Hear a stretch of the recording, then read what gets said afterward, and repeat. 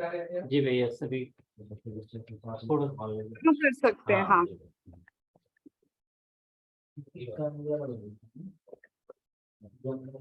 हाँ, सभी को नमस्ते।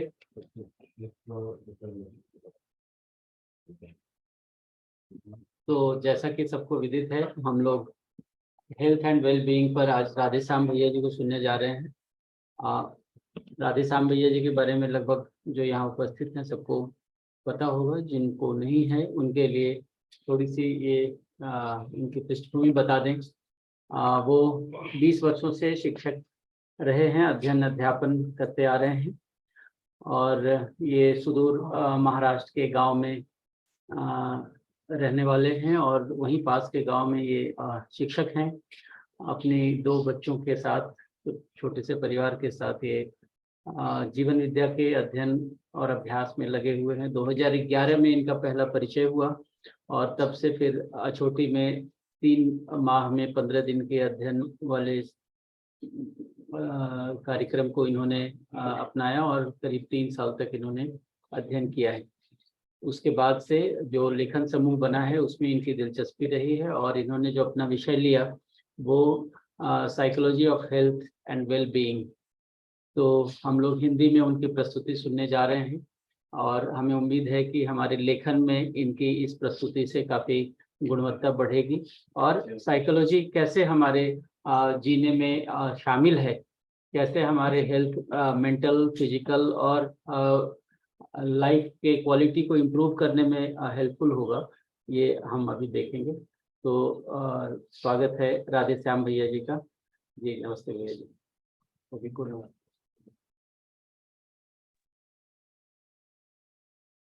धन्यवाद भैया। नमस्ते सभी को। तो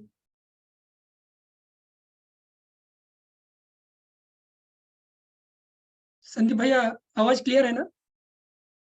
बिल्कुल क्लियर है। हाँ, जैसी आपकी आवाज है वो पूरी तरह से आ रही है। तो शुरू करते हैं हम फिर। हाँ बिल्कुल, स्वागत।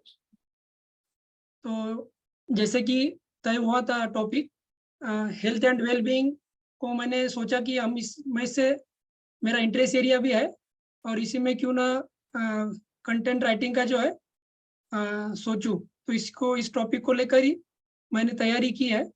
तो आपके सम्मुख के रखने जा रहा हूँ health and well being, psychology के एंगल से इसको कैसा देखते हैं, क्या क्या इसमें शोध हुआ है। तो जो भी इसको समझने का प्रयास किया, इसमें दर्शन के हिसाब से अभी कुछ जोड़ा नहीं हूँ। जो भी प्रचलित साइकोलॉजी में इसके बारे में जो भी शोध हुए हैं, जो भी तथ्य आए हैं, उसको मैंने समझने का प्रयास किया है।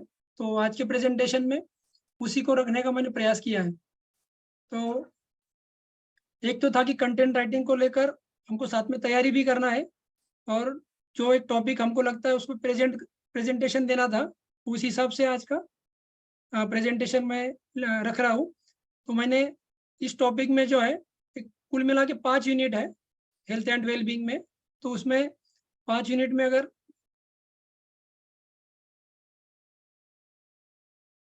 तो ये जो पाठ्यक्रम रहेगा, इस पाठ्यक्रम का उद्देश्य देखिए तो इसमें छात्रों को स्वास्थ्य और कल्याण के प्रति जो है जो भी महत्वपूर्ण अवधारणा है उससे परिचित कराना, यह एक पाठ्यक्रम का मूल उद्देश्य है। और साथ में जो है बीमारी और स्वास्थ्य की धारणाओं को समझना और ऐसी धारणाओं की जो है सराहना और आलोचना भी वो कर पाए, ऐसे वो बने और ऐसी समझ भी उनमें विकसित हो। तो ये दृष्टिकोण इसमें रखा है, इस पाठ्यक्रम का उद्देश्य है। और जो 5 यूनिट मैंने कहा है अभी इसमें, तो पहले यूनिट में जो है स्वास्थ्य और खुशहाली का परिचय आएगा। तो खुशहाली के संबंध में क्या क्या कहा गया है और खुशहाली का अध्ययन और मापन किस तरह से किया जाता है, तो ये पहले यूनिट में है। और इसमें जो हेल्थ के बारे में दिख नहीं रहा है तो वो जोड़ना रह गया मेरे से। साथ में स्वास्थ्य के बारे में भी इसमें पहले यूनिट में आएगा। फिर यूनिट 2 में जो है आज के समय में जो स्वास्थ्य खराब है और मानसिक तनाव भी है, तो इसके कारणों को पता करने का प्रयास इसमें किया है। तो जिसमें कि स्वास्थ्य और खुशहाली का बाजारीकरण जिस तरह से हो रहा है, साथ में सेहत, तनाव और बीमारी पर भी इसमें स्पष्टीकरण देने का प्रयास किया है, वो जो भी तथ्य है। साथ में अत्यधिक इंद्रिय भोग, जो कि अभी हम देख रहे हैं कि सुविधा मूलक जीने से अत्यधिक इंद्रिय भोगों में लोग लिप्त होते जा रहे हैं।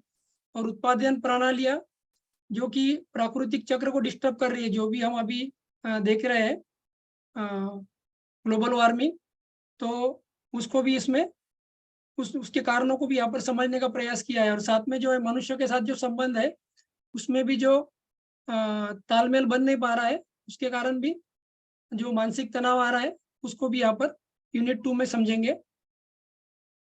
यूनिट 2 में और जो भी असीमित धन और शक्ति प्रसिद्ध की खोज में मानव लगा है, उससे जो असंतुलित जीवन शैली हुए उसको भी कारण के रूप में पहचाना है। साथ कभी कभी केवल प्रतिस्पर्धा की आवश्यकता से भी लोग प्रेरित हो रहे हैं, तो प्रतिस्पर्धा के कारण भी कैसे वो स्वास्थ्य और उनका जो वेलबींग है वो कैसा अफेक्ट हो रहा है उसको भी समझने का प्रयास यूनिट 2 में होगा। मानसिक तनाव, मनोदैहिक विकार, मानव शरीर का सही समझ का अभाव भी इसमें पहचाना गया है। और साथ में जो है आता खान पान और रहन सहन की अनुचित आदतें, ये आज के प्रचलित समय में जो है बड़ी दिक्कत है मानव के लिए, उसको भी यूनिट 2 में समझेंगे।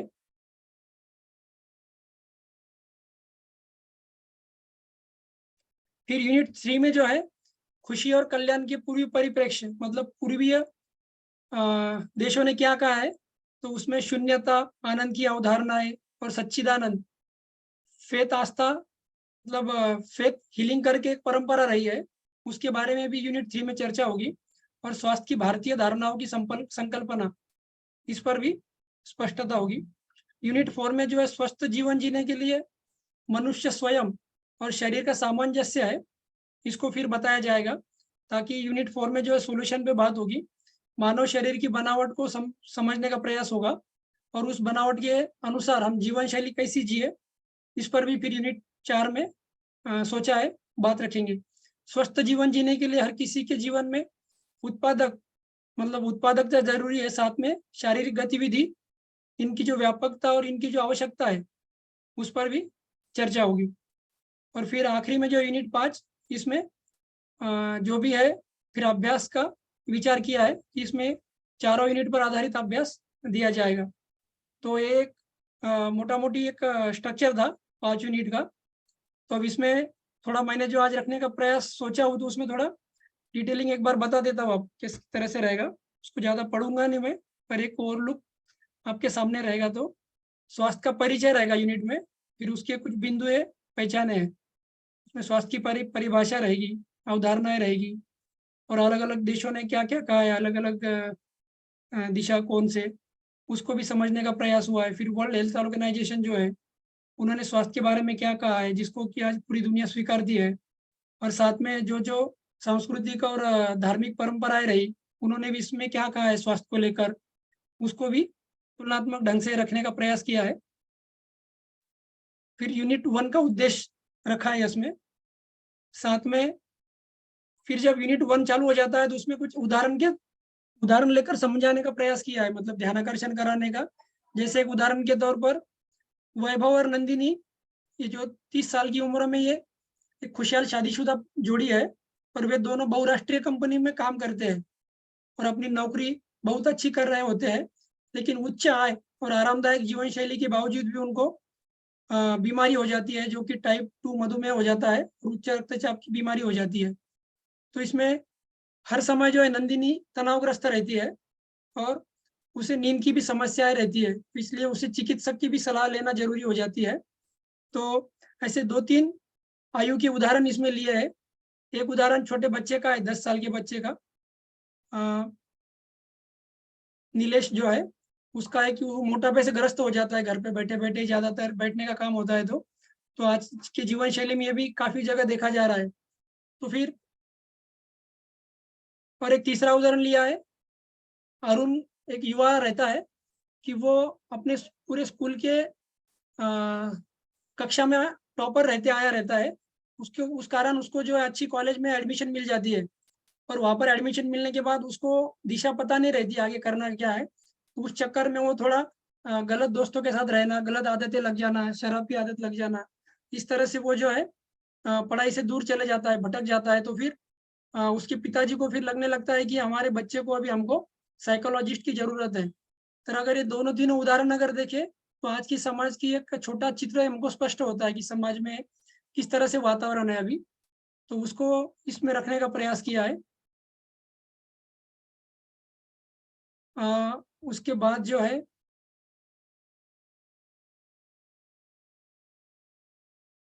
फिर वेलबींग के बारे में जो है, वेलबींग की परिभाषा, उसका सिद्धांत, उसके बारे में जो भी कुछ शोध हुए हैं उसको फिर वेलबींग को भी रखने का प्रयास किया है। वेलबींग एक स्टेट ऑफ माइंड है जिसमें कि हैप्पीनेस रहता है, और वेलबींग में जो है कि हमारा आदमी जो है खुशहाली के साथ जीता है और जीते हुए लाइफ के साथ भी वो खुश रहता है।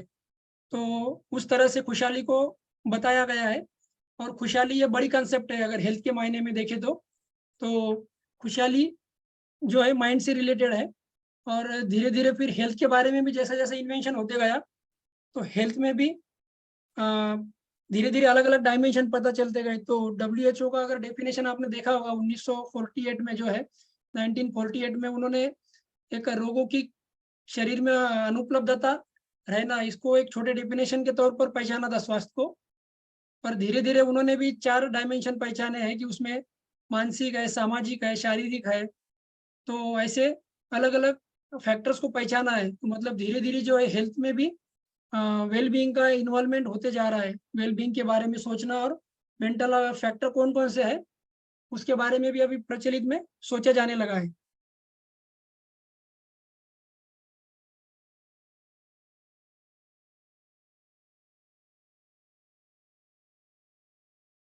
उसके बाद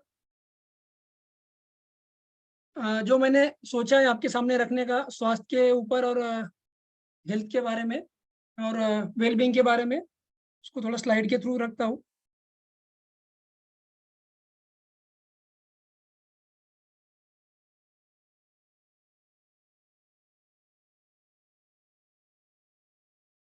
एक वेलबींग के बारे में परमा करके एक कंसेप्ट है। तो परमा कंसेप्ट में जो है 5 फैक्टर बताए: positive emotion, engagement, relationship, meaning and accomplishment. एक मिनट, दूसरा स्लाइड फाइल ओपन करना होगा जिसमें विस्तार से है।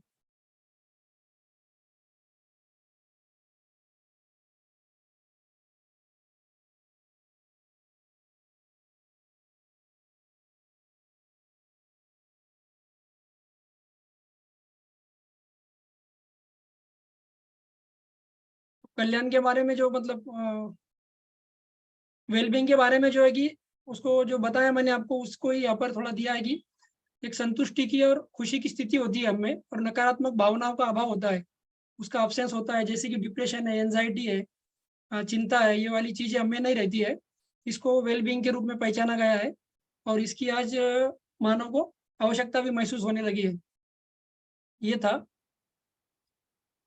और वेलबींग के टाइप्स भी पहचाने हैं जिसमें कि 5-6 प्रकार है। फिजिकल वेलबींग है, social wellbeing, financial wellbeing, emotional, mental, spiritual और वर्क प्लेस। तो जितने डायमेंशन में मानव काम कर रहा है उतने डायमेंशन में जो है वेलबींग को पहचाना गया है।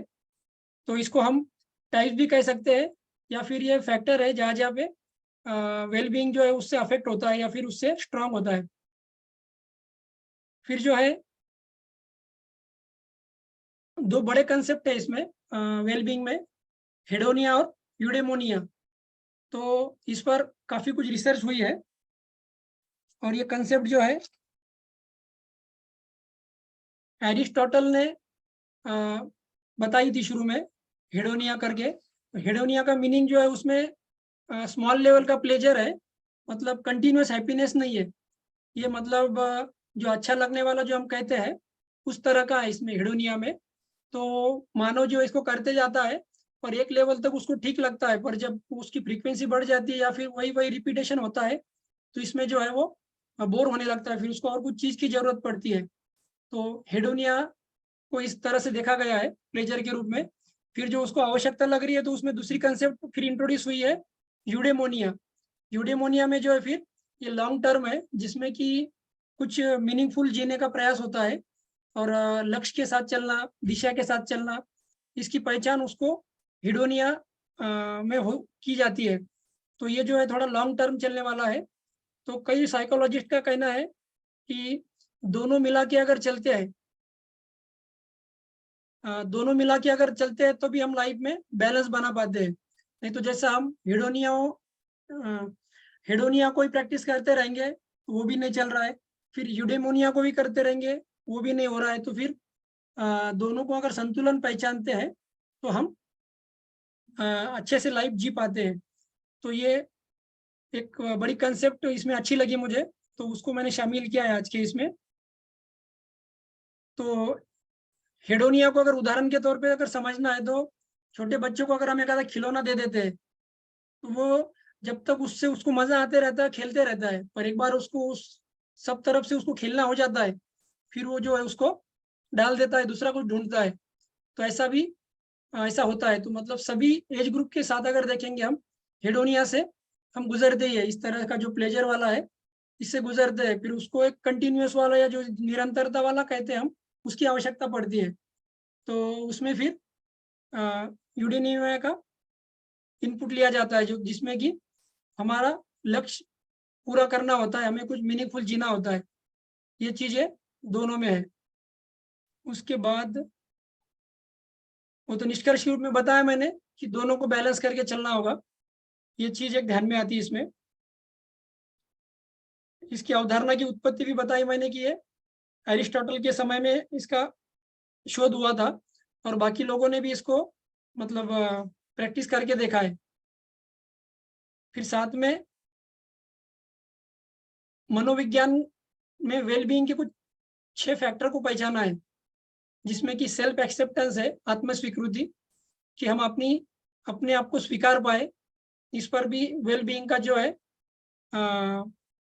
प्रोग्रेस डिपेंड रहता है। साथ में पर्सनल ग्रोथ है, जो कि व्यक्तित्व विकास, जो हमारा पर्सनल ग्रोथ जिस जिस चीज़ों से होता है उन चीज़ों को हम अपनाए, प्रैक्टिस में लाए।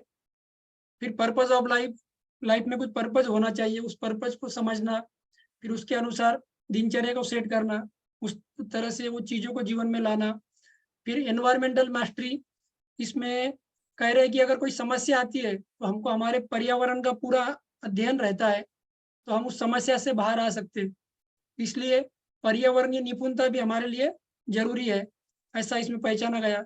फिर स्वायत्तता, इन सबको समझने के बाद हम एक स्वायत्तता में पहुंच जाते हैं, हमको एक डीलिंग करना आ जाता है। तो एटोनॉमी की से हम जीने को प्रयास करते हैं। फिर और दूसरे के साथ सकारात्मक संबंध, तो इसमें पॉजिटिव रिलेशनशिप को भी एक महत्व दिया गया है। तो ये एक स्टडी है जिसमें वेलबींग को पहचाना है।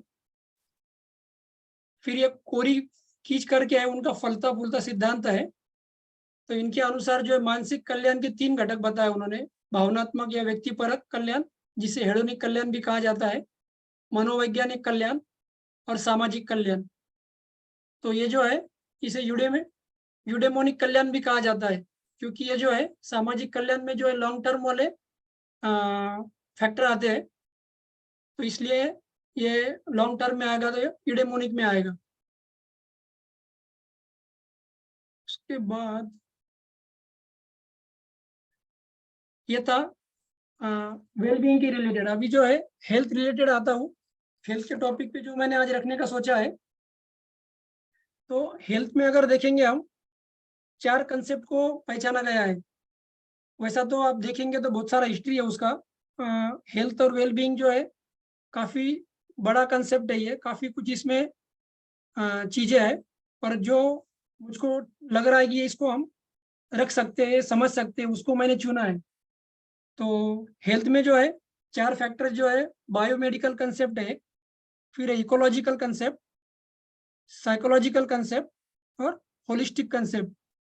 तो जो बायोमेडिकल कंसेप्ट है, इसमें हेल्थ को किस तरह से देखा जाता है, तो आपको याद होगा, जो भी आप लोगों ने मूवी देखी होगी मुन्ना भाई MBBS, उसमें जो डॉक्टर अस्थाना अपने स्टूडेंट को बताते हैं कि भाई आदमी जो है ना एक मशीन है, जैसा मशीन खराब होती है तो मशीन को पहचानते हैं कि क्या खराबी इसमें, उसको ठीक कर देते हैं। उसी तरह आदमी को भी जो है एक मशीन की तरह ठीक कर देना होता है।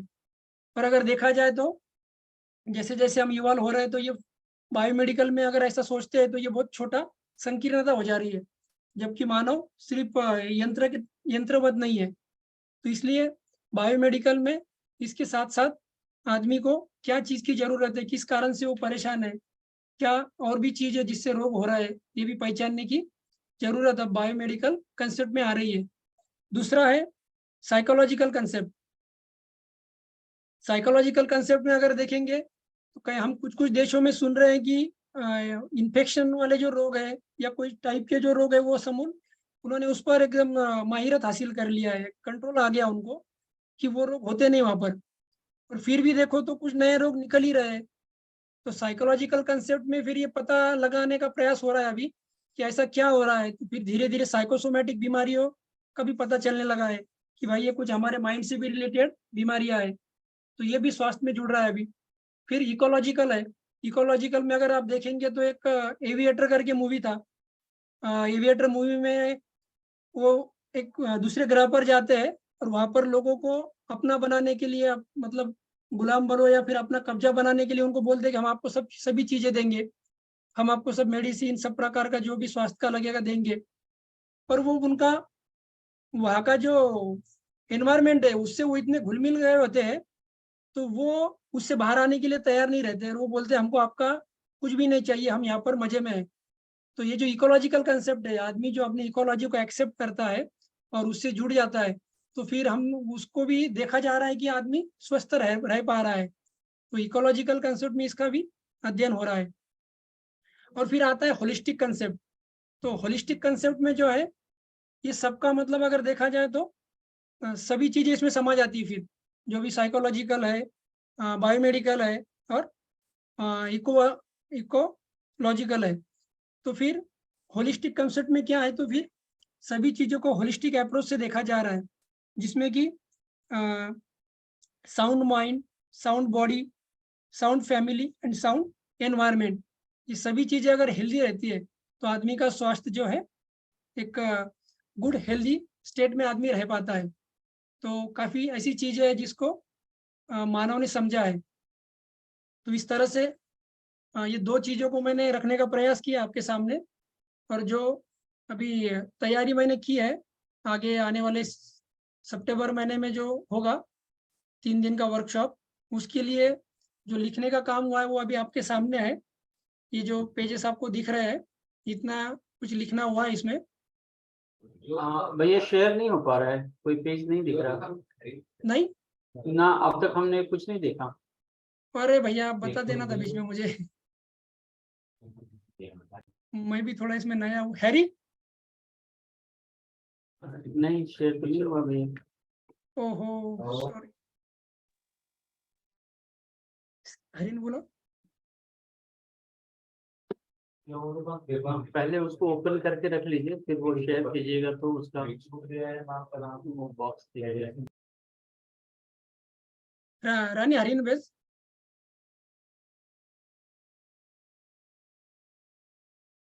अरे स्क्रीन शेयर बंद हुई है, चालू कर वाला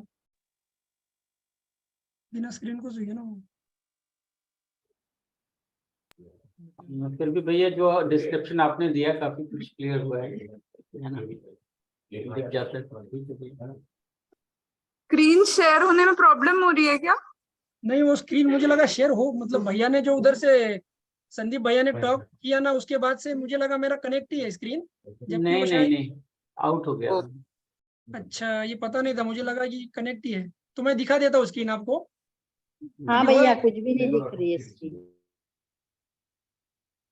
आ गई अभी सबका स्क्रीन? आपने बताया वो समझ में आया, लेकिन स्क्रीन मतलब दिख नहीं रहा है भैया कुछ भी। अभी दिख रहा है?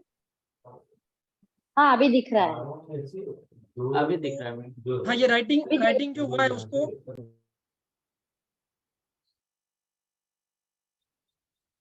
ये शुरू से लेता हूँ मैं। अभी देखिए, हाँ यहाँ से परिचय जो भी अभी का प्रचलित है उसका परिचय रखा है यहाँ पर, ताकि एक जुड़ पाए उसमें एक प्रस्तावना के जैसा। हाँ ठीक है दिख रहा है भैया। हाँ फिर यूनिट 1 में जो है दोनों का परिभाषा और दोनों की अवधारणाओं को लिया है। कि 1.2।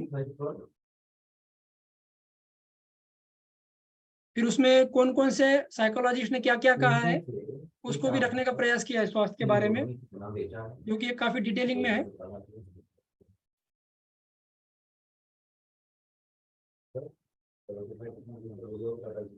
कि बेनियामिनी और लेवेंथल ने जो है 500 बुजुर्ग लोगों पर जो ऑब्जर्वेशन की है उसमें ध्यान में आया कि स्वास्थ्य जो है शारीरिक कार्य करने की क्षमता है और जीवन शक्ति है। फिर क्रॉस करके है, क्रॉस और जय इन्होंने जो है स्वास्थ्य के बारे में जो अध्ययन किया तो उसमें स्वास्थ्य का अर्थ बहुत ही व्यक्तिपरक है और यह सामाजिक कारक यानी सामाजिक फैक्टर पे डिपेंड है, और इसमें आयु फैक्टर भी महत्वपूर्ण है, ऐसा भी इनका ध्यान गया, उसको रखा है। फिर स्वास्थ्य शब्द की उत्पत्ति जो है हेल्थ शब्द से हुई है, HOELTH, तो जिसको कहा है कि संपूर्ण स्वस्थ होने की स्थिति। फिर पिंडर बोल के एक हुए है, उन्होंने 5वीं शताब्दी में इसको सामंजस्यपूर्ण जीने की कार्य प्रणाली के रूप में परिभाषित किया। फिर हिपोक्रेट्स है, जिनको कि फादर ऑफ मेडिसिन के रूप में पहचाना गया है। फिर एंशिएंट ग्रीक फिजिशियन थे ये, उनका कहना है कि अच्छे स्वास्थ्य का अर्थ है अब शरीर, मन और आत्मा की भी सामरस्य था। भैया पिंडर वाला थोड़ा सा और स्क्रीन पे लाइए, पहले वाला पिंडर। ये वाला पिंडर, हाँ ये ठीक है भैया।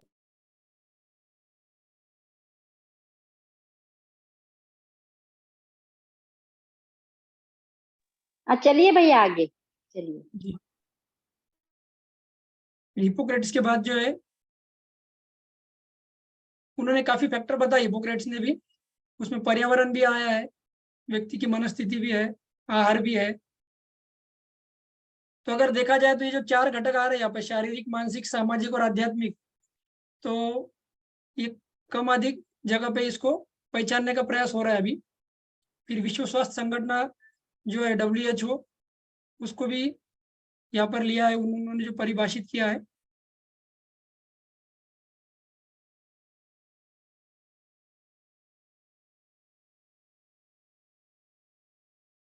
तो फिर तीन शब्द जो हम यूज करते हैं यहाँ पर कि रोग है, बीमारी है, अस्वस्थता है, तो उसको भी बताया कि रोग जो है डॉक्टर की लैंग्वेज में बोला जाता है, डॉक्टर हमको बताते हैं कि आपको ये बीमारी रोग है। फिर बीमारी जो है हम प्रचलित में भैया थोड़ा स्क्रीन को धीरे धीरे ऊपर कीजिएगा, एकदम जी जल्दी से वो चला जाता है। जी जी जी। रोग जो है डॉक्टर की भाषा में उपयोग किया जाता है रोग शब्द को, और हम जब आपस में परस्परता में बात करते हैं तो बीमारी के रूप में बात करते हैं। और जो है फिर हमको अगर सिकनेस है तो हम अस्वस्थ, यानी कि कुछ करने का मन नहीं होना, कुछ करने का नहीं लगना, उसको अस्वास्थ्य के रूप में पहचाना है, सिकनेस के रूप में।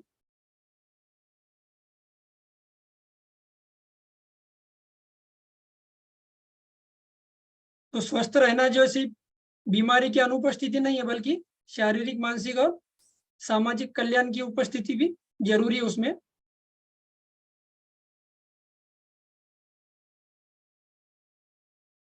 फिर स्वास्थ्य को उसके 3 विचार के रूप में बात किया है, उसको सीमा डोमेन के रूप में पहचाना है।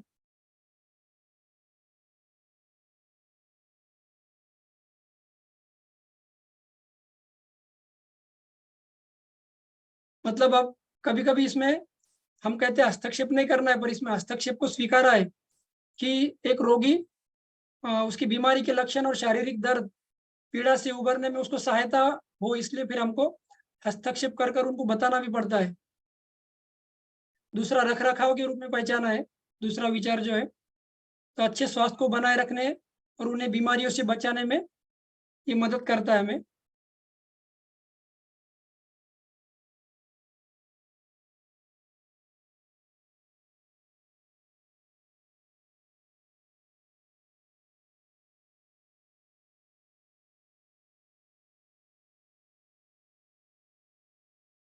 इस पर तो बात हुई हमारी जो वेलबींग का है, टाइप्स ऑफ वेलबींग भी मैंने बताए थे।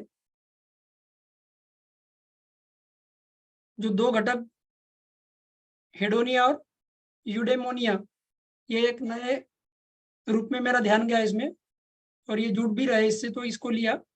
एक प्लेजर के रूप में है और एक लॉन्ग टर्म हैप्पीनेस के रूप में है।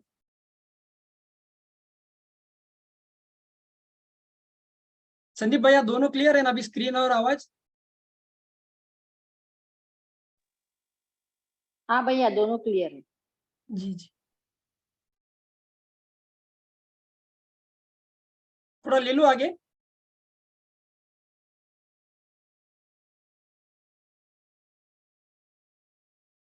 तो ये निष्कर्ष के रूप में जो बताया था कि दोनों का बैलेंस करके चलने में ही खुशहाली है, या फिर उसी से हमको बैलेंस लाइफ हम जी सकते हैं, यूडेमोनिया और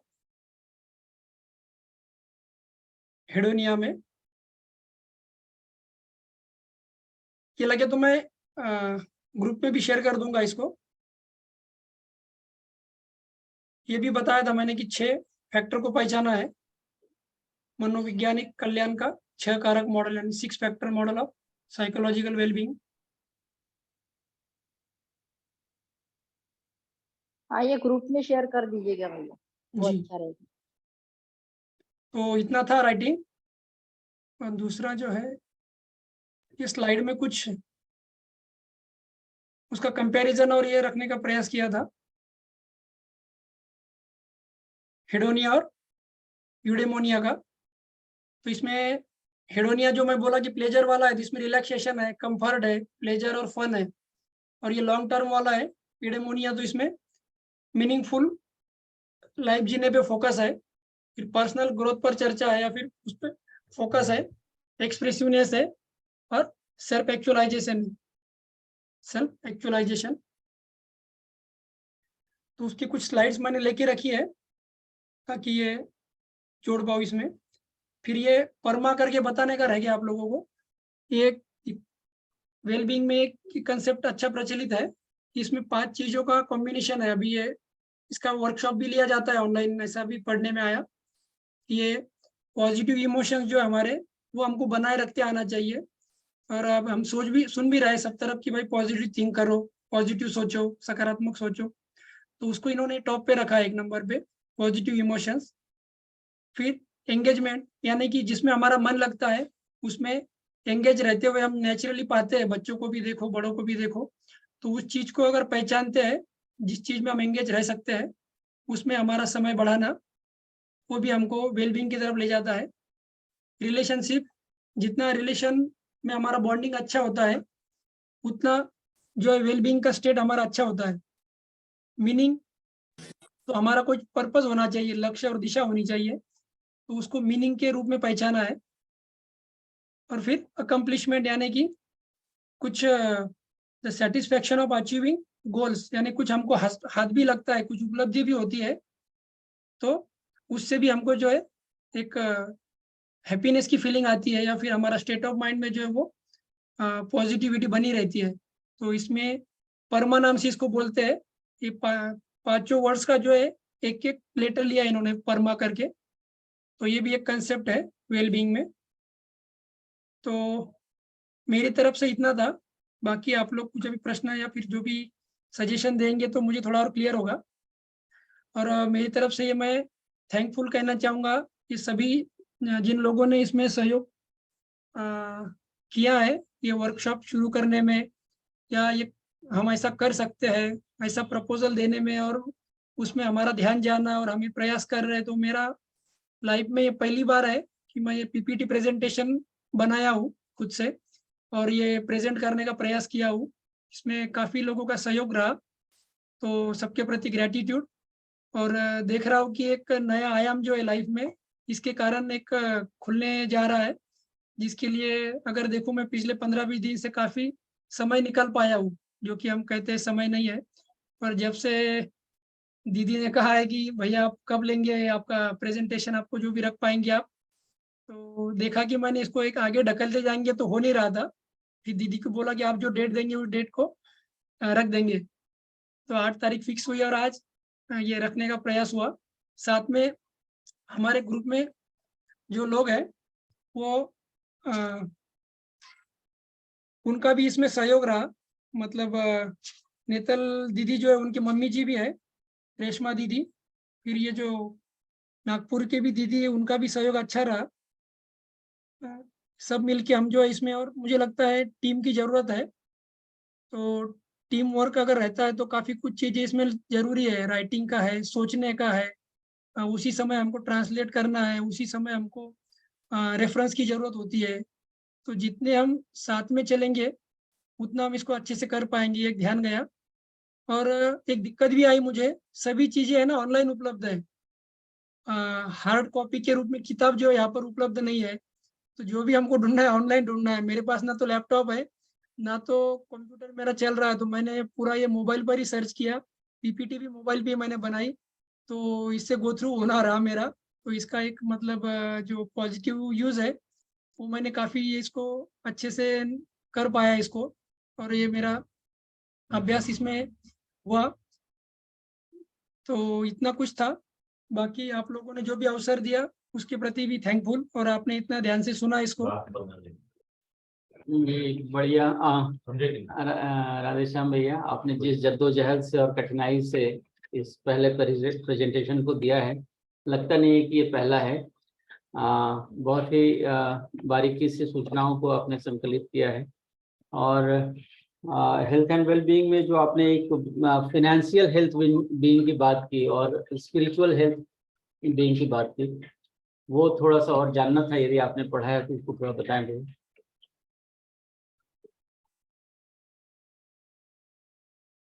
फाइनेंशियल हेल्थ में यही कहेंगे भैया कि फाइनेंशियली अगर हम संतुलित में रहते हैं तो हम जो है आगे बढ़ सकते हैं। जैसा कुछ चीज़ों में अगर हम देख ही रहे प्रचलित में, जैसा कि जितने भी हम कर्जा उठाते हैं, जितना भी कर्जा ले रहे हैं, उसको अगर हम बैलेंस नहीं कर पाते हैं तो फाइनेंशियली हम वेल बीइंग जो है नहीं रह पाते हैं।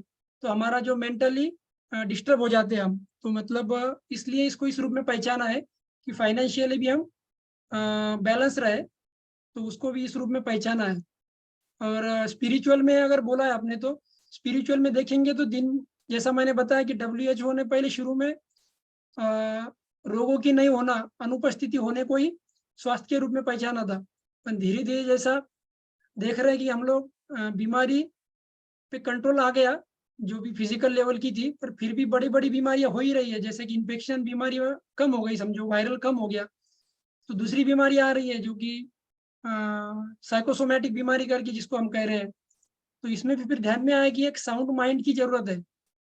साउंड माइंड के लिए फिर साउंड फैमिली होना, फिर साउंड रिलेशनशिप होना, इस तरफ ध्यान जाने लगा। फिर जैसा मेडिटेशन का भी एक रुझान अभी देखेंगे तो उसको भी प्रचलित में ज़्यादा ध्यान दिया जा रहा है। जैसा विपश्यना होगा और कुछ मेडिटेशन टेक्निक्स होंगे, उसको भी किया जा रहा है कि स्पिरिचुअल जो है उसके कारण भी जो है आदमी स्वस्थ रह रहा है, वेलबींग का स्टेट जो है उसका पॉजिटिव रह रहा है। अगर कुछ कंट्री में आप देखेंगे तो विपश्यना करने के लिए ऑफिस में 1 घंटे का छुट्टी उनको दिया जाता है, ताकि वो आप मेडिटेशन करें और फिर आप काम के लिए आए। जब भी आपको लगे कि आप स्वस्थ नहीं हो तो आप मेडिटेशन से आप खुद को ठीक कीजिए। ऐसा भी कुछ कंट्री में रूल्स बनाए हैं कि मेडिटेशन से जो है स्पिरिचुअल वेलबींग जो है उनका ठीक होता है, तो उससे भी बॉडी में अच्छी स्थिति बनी रहती है। इतना एक ध्यान गया भैया मेरा, और बाकी ग्रुप में से बढ़िया भैया, थैंक यू। एक चीज और समझ में आ रही है कि जो परंपरा में साइकोलॉजी और लोगों ने हेल्थ को सोचा है, sound body, sound mind, sound family, और हम जो दर्शन में पढ़ते हैं स्वयं, परिवार, समाज, राष्ट्र, अंतरराष्ट्र, तो लगभग उस तरफ प्रयास हुए ही हैं, ये समझ में आता है। और अब जब हम लोग मध्य दर्शन के आलोक में हेल्थ एंड वेलबींग को देखेंगे तो हमारे पास बहुत कुछ जोड़ने के लिए होगा, ऐसी संभावना दिख रही है भैया। बाकी लोग भी यदि कुछ अपनी बात शेयरिंग करें या प्रश्न रखें तो अच्छा रहेगा।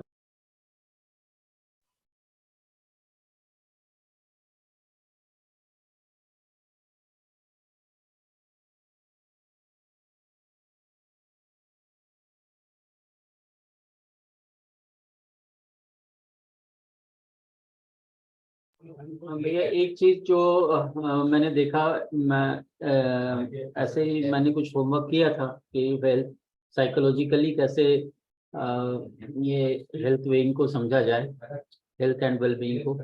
तो रेजिलियंस एक वर्ड आया था, ये रेजिलियंस उसमें लिखा था कि किसी परिस्थिति में जब हम फंस जाते हैं तो वापस आने की ताकत को बहाल करना। तो ये काफी बढ़िया लगा था मुझे। यदि आप इसको और थोड़ा सा बेहतर कि कैसे हम किसी डिप्रेशन जैसी चीजों का जिक्र आपने किया है, उसमें फंस जाते हैं तो उसमें कैसे ये हमारा साइकोलॉजिकली, जैसे काउंसलिंग का कल क्लास हुआ था तो काफी उसमें टेक्निक्स बताए गए थे। आपने कुछ देखा हो तो उसमें बता सकते हैं भैया? नहीं, उस हिसाब से नहीं आया भैया पढ़ने में, पर एक जोड़ के अगर बताना है, मतलब पूरे रेफरेंस के साथ नहीं है, पर जितना भी चर्चा हुई है उसको लेकर जो है, जितना सोशल बॉन्डिंग अच्छा होता है, जितना फिजिकल स्थिति अच्छा होता है, तो उस पर जो है ये रिजल्ट आता है। जो कोई समस्या से बाहर आना है तो मतलब कितना हमारा फ्रेंडली रिलेशनशिप है, कितना हम संबंधों को जी रहे हैं, तो उस हिसाब से जो है। और जो भी समझना भी होता है कि भाई हमारा एनवायरनमेंट किस तरह का है आसपास का। जैसा कि पॉइंट आया था ना अभी जो 6 फैक्टर में, कि हम आसपास की परिस्थिति को समझते भी है तो उससे बाहर किस तरह से आ सकते हैं, तो मतलब उसकी समझ भी विकसित होना जरूरी है। तो वो काउंसलिंग से और परस्परता में ही होगा, ऐसा ध्यान जा रहा है। धन्यवाद भैया।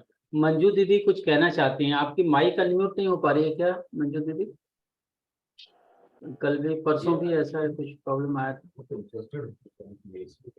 वो कह रही हैं वेरी नाइस प्रेजेंटेशन।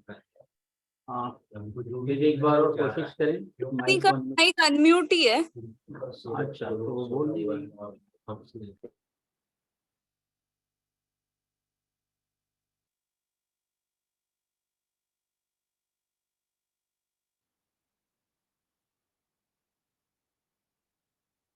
और कुछ सुझाव होंगे आप लोगों से तो उसका भी स्वागत है, तो जोड़ सकते हैं आगे, मतलब अभी कुछ दिन है अपने पास। नरेश भैया हम लोग के बीच में हैं मेंटर के रूप में। नरेश भैया यदि आप कुछ अपनी बात रखना चाहें।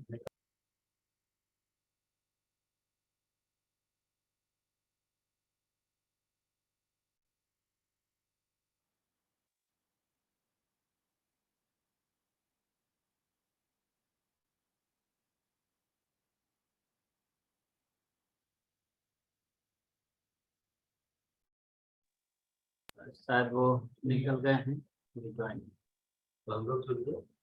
तो भैया का कैसा लगा ये प्रेजेंटेशन? कम से कम अपनी अभिव्यक्तियां दें। मुझे तो काफी अच्छा लगा जिस तरीके से उन्होंने हिंदी में ये सारी चीजें इतनी कठिनाई के बावजूद निकाल कर रखी हैं, उससे काफी सूचनाएं हम लोग को मिलती हैं।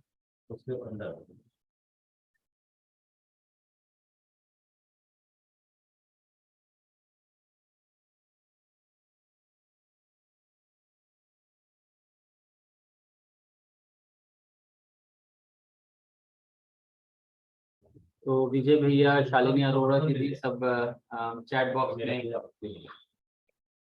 अपनी अभिव्यक्ति दे रहे हैं।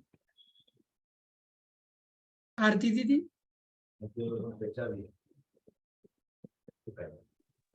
जी भैया। हाँ कुछ आपकी तरफ से? नहीं, काफी अच्छी रही आपकी प्रस्तुति, और काफी मतलब ऐसा लगा कि मेहनत करी आपने।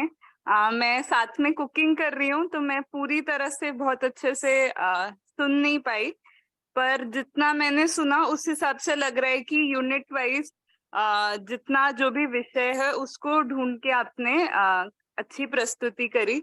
बस एक चीज है इसमें ये जानना चाहती थी कि मतलब आप इसमें इंक्लूड कर दीजिएगा इसके रेफरेंसेस एक तो क्या हैं, और दूसरी चीज कि अगर आप ग्रुप के रूप में काम कर पा रहे हैं तो उसमें आप लोगों का कोऑर्डिनेशन वगैरह किस तरह से रहता है, वो हमारे लिए भी इनपुट रहेगा, क्योंकि अभी हम लोग ग्रुप के रूप में उतना फंक्शन नहीं कर पा रहे हैं।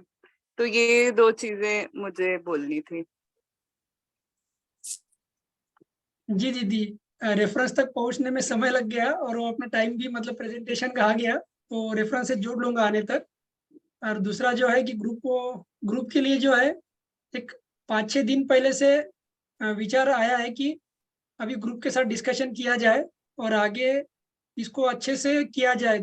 मतलब ये विश्वास आ रहा है कि हम इसको कर सकते हैं अच्छे से टीम के साथ। टीम के साथ बहुत बढ़िया रिजल्ट आएगा, ताकि मतलब इसमें जो जो चीज़ों पे ध्यान गया कि एक राइटिंग का काम चलता है पैरेलली, रेफरेंस जुटाने का है, और एक टेम्पो अगर मेंटेन होता है ना तो इसमें काफ़ी इंटरेस्ट बढ़ता है। तो ये अगर तीनों चारों लोग अगर एक लेवल पे चलते हैं तो हम इसको बहुत अच्छे से कर पाएंगे, क्योंकि उसमें एक हारमोनी वाला भी स्थिति आता है और एक उसमें सूक्ष्मता में भी जाना होता है। तो इसमें टीम की जरूरत है, क्योंकि क्या होता है फिर नहीं तो एक ही आदमी सभी काम करता है ना, फिर उसका कॉन्सेंट्रेट होना होता नहीं उतना।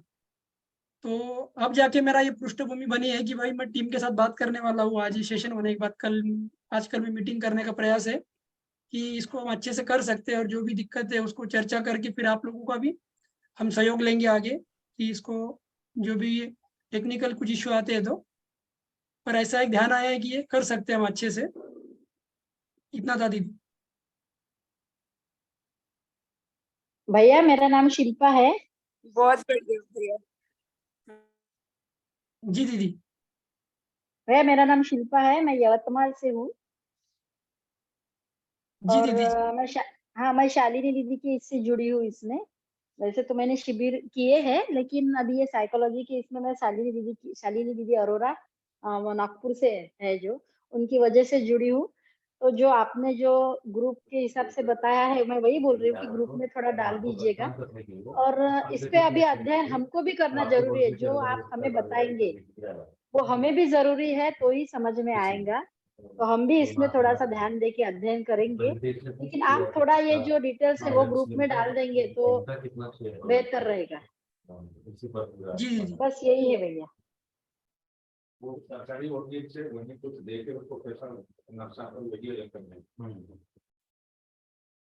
योगेश भैया है क्या? भैया आप मुझे सुन पा रहे हो? जी दीदी जी। मैं पोस्ट करूंगा दीदी, एक सेशन होने के बाद जो है ग्रुप में डालूंगा ये।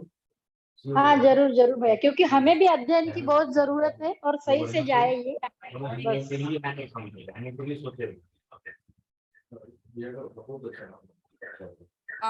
भैया योगेश चाचा मतलब ये सब सूचना के लिए वो कुछ दिन के लिए ना दिल्ली में एक शिविर के लिए गए हैं, तो इसीलिए वो अभी जुड़ नहीं पा रहे हैं कुछ दिनों से।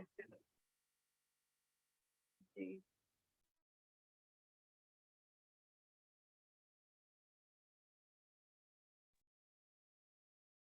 भैया और कुछ आप रखना चाहें तो? नहीं ठीक है भैया। भैया तो जो आपके ये ग्रुप एफर्ट्स हैं ये हमें बहुत प्रेरणा देते हैं और आप इसको बनाए रखिएगा।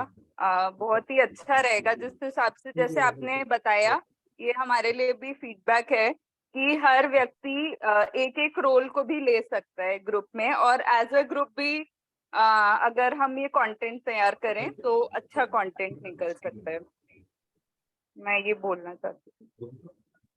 मेरा हैंग कर गया, लैपटॉप पुराना है। जी दीदी सही कहा। भैया जैसे कि दीदी ने अभी कहा कि एक एक रोल को अगर किया जाए तो अच्छे से किया जा सकता है, तो मैं भी इससे सहमत हूँ, क्योंकि ज्यादा से ज्यादा उस पे काम कर पाएंगे और समझ पाएंगे।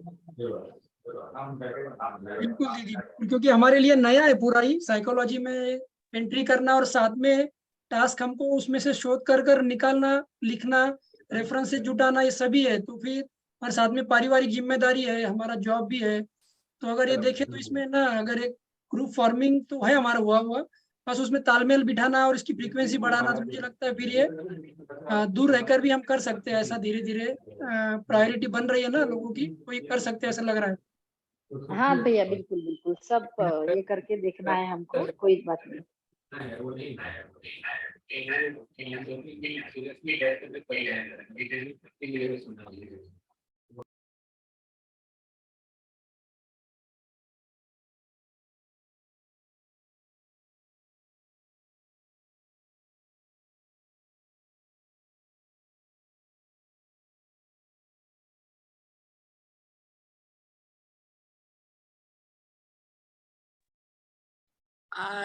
नमस्ते सभी को। राधेश्याम भैया, आपका प्रेजेंटेशन बहुत अच्छा था। आप भी हमको प्रेरणा दे रहे हैं, जो हम भी कुछ नहीं लिख पा रहे। तो ये अब हम भी काम कर पाएंगे इसमें, तो धन्यवाद। जी दीदी, बिल्कुल मिलके करेंगे हम, क्योंकि एक दूसरे के साथ जरूरी है, इसमें ध्यान में आ रहा है, तो हम बात भी करेंगे इस पे 1-2 दिन में। नमस्ते भैया। नमस्ते दीदी। नमस्ते। मुझे तो ऐसा लग रहा है कि आपकी मेहनत देख के मैं कुछ भी नहीं कर रही हूँ, तो कुछ करना चाहिए। बहुत बहुत बढ़िया प्रस्तुति, प्रेरणादायी प्रस्तुति रही भैया आपकी। दीदी पर काफी कमियां है, अभी इसमें और भी जोड़ना है। बाकी लोग जिन्होंने भी प्रस्तुतियां रखी उनसे भी प्रेरणा लेकर चल रहे आगे, और आपको भी हम देखते आ रहे हैं पहले से, जो भी आपके प्रयास है, जो भी आप लोग वहाँ पर श्रम कर रहे हैं और जो भी समझने का प्रयास कर रहे हैं, ये भी हमारे लिए प्रेरणादायी है, क्योंकि ये स्थलीय के रूप में पहचाना है, तो हमको अभी वो भी दूसरी बार अवसर मिल रहा है वहाँ पर आने का। जो अपनी मनोविज्ञान की मीटिंग वही होगी, तो कहीं ना हाँ कहीं भैया। के रूप में भी देख रहे हैं हम उस जगह को। हाँ, लेकिन भैया लिखने का नहीं है हमें कुछ अभ्यास, तो तो इसीलिए दीदी, आपका ये प्रयास हमें बहुत प्रेरणादायी लग रहा है। धन्यवाद भैया, जी धन्यवाद।